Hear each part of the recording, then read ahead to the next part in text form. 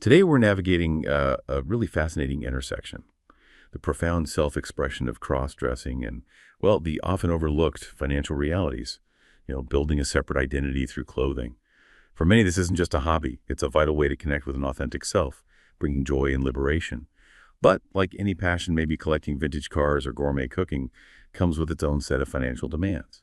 Our plan today is to give you a shortcut, really, to being well-informed about the financial side of this journey, especially when it involves building an entirely separate wardrobe. We'll dive into the inherent costs, the complexities of managing these expenses, maybe in unsupportive relationships, and the deep emotional financial ties of juggling dual identities. Okay, let's unpack this a bit. Cross-dressing isn't merely about the clothing itself, it's about transformation. And that transformation, it often requires a significant investment. Right. And as with any investment, it's really crucial to weigh the returns, not just in terms of happiness and self-discovery, important as those are, but also in terms of financial stability. Our goal really is to help ensure this deeply personal, liberating hobby enhances your life without inadvertently becoming a source of stress or secrecy. Exactly. So let's jump right into what we're calling the hidden costs of building an extra wardrobe, a parallel universe. For most people, budgeting for clothes means, refreshing their everyday stuff. But for those who cross-dress, it's almost like maintaining two distinct personal economies. So when someone embarks on this, what are the sort of fundamental cost categories that tend to pop up, often surprisingly quickly? Well, what's fascinating here is that the costs often go far beyond just, buying the clothes. You're building a whole new persona piece by piece, essentially. Yeah. First off, there are the clothing basics. Women's fashion, just by its nature, tends to be more varied and, let's face it, trend-driven than men's. Right. More options. Exactly. Which means more options, but also, frankly, more temptation. And a single feminine outfit. It isn't usually just a dress. It often requires heels, stockings, and maybe foundational undergarments like bras or shapewear. Each piece adds to the total cost. And I imagine the quality spectrum is huge, right? Yeah. From really budget-friendly finds to higher-end items. Precisely. You can definitely find entry-level pieces from, say, budget retailers for maybe $20, $50 each. But if you want quality items that actually last and, importantly, feel good to wear, a complete outfit can easily run $100, $200. Plus, the desire for variety, casual looks, evening glamour, stuff for different seasons, that means these costs can quickly accumulate. We've seen individuals easily invest hundreds, if not thousands, every single year just on clothing. Wow, that's a significant ongoing outlay. So beyond the clothes themselves, what else sort of fills out this parallel wardrobe? Okay, next up are accessories. These are often absolutely crucial for achieving a complete transformation. Wigs are a prime example. They can range from, say, $50 for a decent synthetic one, up to $300 or even more for human hair. And there's makeup. Makeup kits, a good starter set, even if you're just looking at drugstore brands, can easily be $100, $500. And what many people overlook are the ongoing maintenance costs. Wigs need styling tools, special shampoos, storage, makeup expires and needs replenishing. These are definitely recurring expenses that chip away at the budget over time. I can imagine storage becomes a real practical issue too, especially if privacy is a big concern. Oh, absolutely. Storage and organization are often seriously underestimated costs. Dedicated storage bins, maybe $20, $50 each, are a common starting point. But in some places, especially urban areas, people might even consider renting a small storage unit, adding another $50, $100 a month to the bill. Even those creative, smaller-scale solutions like underbed storage boxes or vacuum-sealed bags, they also add up eventually. It's this whole hidden layer of logistics, and it has a hidden cost. So it's not just the tangible items, the things you buy. You also mentioned experiential costs. Can you tell us a bit more about those? Yeah, that's right. Because cross-dressing often involves a journey, right? A journey of learning and sometimes community engagement. While there are tons of free online tutorials, sure, maybe you want formal classes or books or even consultations with a stylist, those can run $50, $200 per session. And attending events like drag shows, support groups, meetups that might involve tickets, travel costs, maybe cover charges, easily $20, $100 per event. And for those exploring things maybe more professionally, like booking a photo shoot with a makeup artist, those fees can escalate pretty quickly, maybe $200, $500. And this budget isn't static either, is it? Things like inflation, and I know women's clothing sizes can be all over the place. That must complicate things. Oh, definitely. Inflation impacts everything, obviously, but also quality considerations are huge. Women's clothing sizes vary wildly between brands. It often leads to a lot of trial and error purchasing. Right, and returns aren't always simple. Exactly. Not always free or easy. And while opting for maybe ethical or sustainable brands pushes prices higher, sometimes skimping on quality just means things feel uncomfortable, wear out quickly, and you end up needing replacement sooner. So it really is a continuous investment. So here's where it gets really interesting for you, our listener. In essence, building this extra wardrobe isn't just extra spending. It's like running a whole comprehensive ecosystem that demands ongoing financial input. Without careful tracking, these costs can easily spiral. They can turn what should be a liberating hobby into a source of stress. Recognizing this and the potential for what we sometimes call wardrobe creep, that's really the crucial first step toward better management. And that leads us directly into a particularly delicate aspect, navigating the challenges when you might need to hide expenditures and relationships. What's really fascinating here is how a private, personal choice can ripple through shared finances and honestly deeply impact personal trust. Secrecy, while sometimes, necessary for personal safety or emotional well-being, it introduces this whole web of complications that stretch far beyond just the wallet. Yeah, I can see that. Imagine this scenario for a moment. You're in a committed relationship. Maybe you share finances, but your cross-dressing hobby is private. Perhaps it's due to fear of judgment or rejection. Suddenly, every single purchase becomes this kind of covert operation. It's no longer just about buying a dress. It's about buying it secretly. Exactly that. You might find yourself performing what we sometimes call financial gymnastics, these really elaborate maneuvers just to keep purchases private, which, ironically, often inflates the very costs you're trying to hide in the first place. Using cash to avoid credit card statements is like the classic tactic, but it's getting increasingly impractical in our cashless world. Online shopping creates its own problems. Packages arriving at shared addresses, digital tracking notifications popping up on shared devices.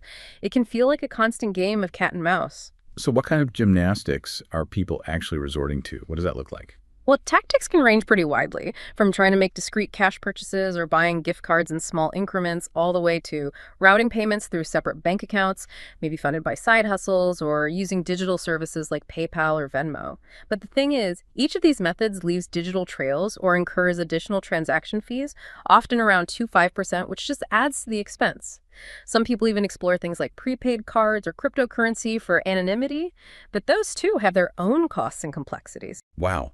The potential for discovery must just hang over you. That must be a huge emotional burden. What typically happens if a partner does find out, especially if they're maybe unsupportive? Yeah, the risk of discovery is always there. It could be a forgotten receipt, an unexpected bank alert, maybe just a curious partner looking closely at statements. It can easily lead to a confrontation. And if your partner is unsupportive, they might view these expenditures as, frivolous or even deceptive. We've heard stories where partners demand to know, why on earth are we spending money on dresses when we need to save for a house? It turns budgeting discussions into battlegrounds, completely ignoring the personal fulfillment this hobby provides you. And beyond just the direct financial hit, the secrecy itself seems to add costs, indirectly. It absolutely does. It can lead to what we call indirect cost inflation. Making rushed purchases to avoid detection might mean buying from less reputable sources, which often leads to poor quality items and needing more frequent replacements. Storing items off-site, maybe in a friend's garage or a rented locker, that incurs additional fees month after month. And if there's maybe a financial inequality already present in the relationship, hidden spending, if it gets uncovered, can breed really deep resentment and even demands for repayment.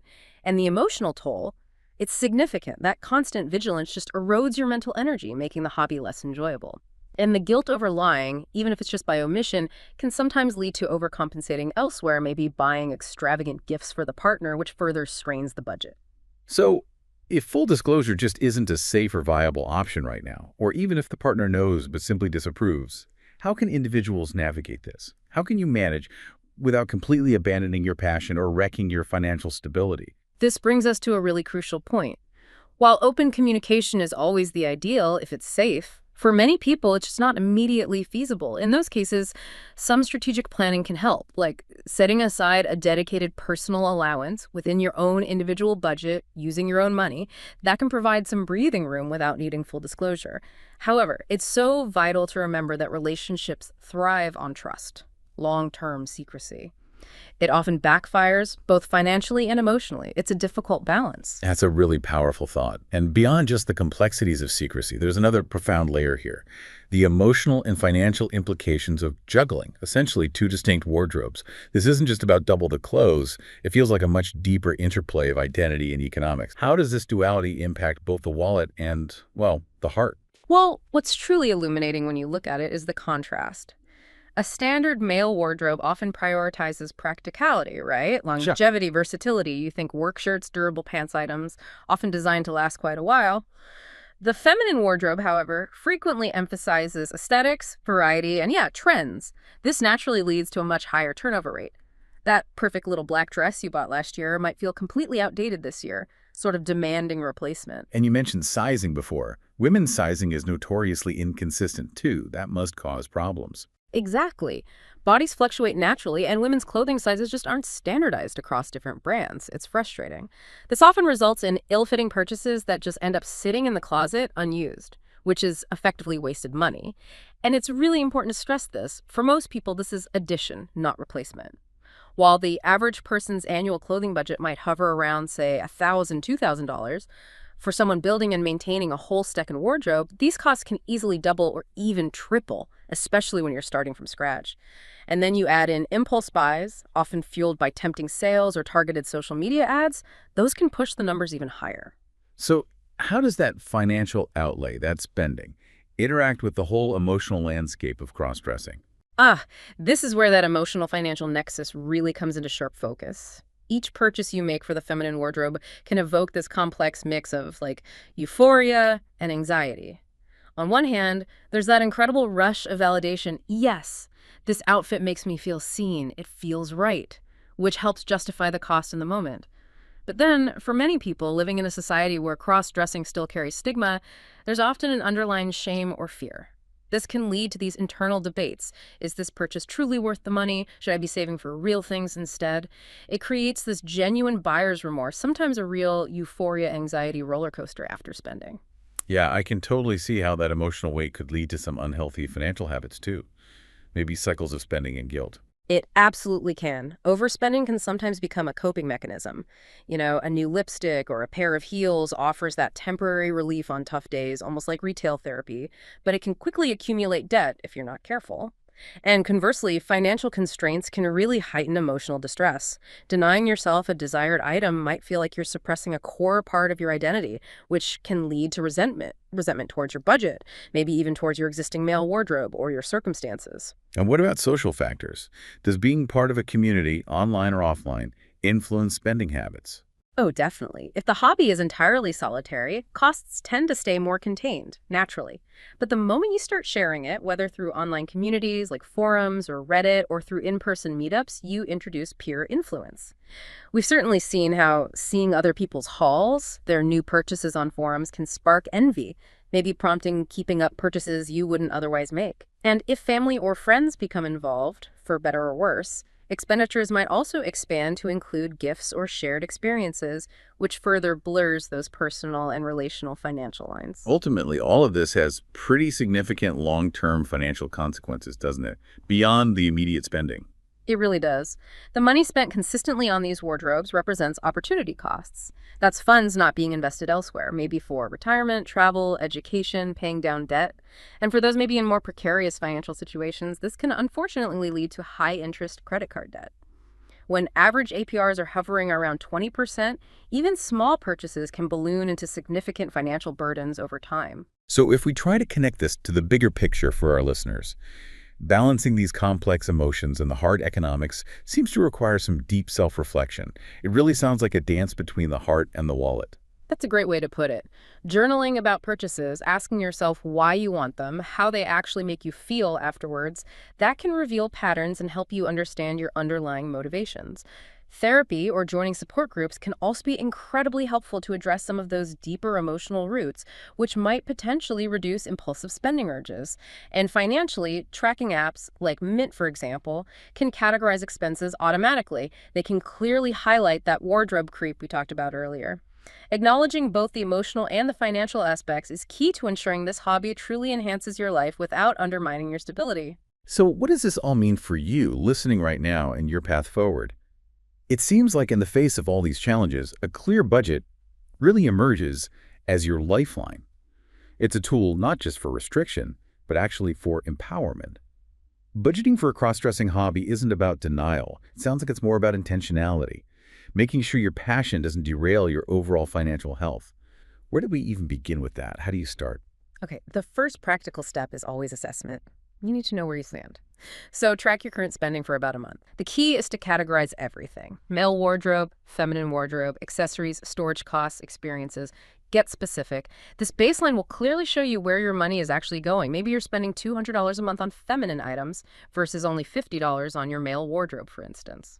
It also helps you identify any leaks, like maybe subscriptions to fashion sites you forgot about, or items you bought but never used. Okay, so once you have that picture, once you know where you stand, then you can start setting some goals. Precisely. Set clear, realistic goals. Decide what percentage of your income you feel comfortable allocating to this hobby. Maybe it's 5%, maybe 10% of your discretionary income, your non-essential spending money.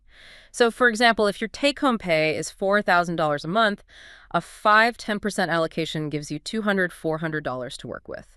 Then it helps to allocate subcategories within that. Maybe 50% for clothing, 30% for accessories, 20% for maintenance or experiences. This helps prevent one area from totally dominating your budget and lets you be more intentional with each purchase. It sounds like prioritizing within those categories is pretty key here too. Absolutely. You need to prioritize needs versus wants, even within the hobby. Foundational pieces, things like well-fitting bras, maybe a good quality wig, essential garments that form the base of outfits, those should probably come first. Luxuries like maybe designer heels or that trendy jacket can come later once the basics are covered and the budget allows. You can even adapt the classic 50–30–20 rule: 50% for needs, which includes the basics for both wardrobes, 30% for wants, like hobby expansions, new styles, and 20% towards savings or paying down debt. This kind of framework gives structure without feeling overly restrictive. What about those delicate situations we talked about? If you're currently needing to hide expenses from a partner, how does budgeting work then? Right, that needs care. If you are hiding expenses, you need to incorporate buffers carefully. Designate a discretionary fund that comes strictly from your personal income or allowance, carefully avoiding any joint resources or accounts. On the other hand, for those with supportive partners, joint budgeting can actually foster transparency.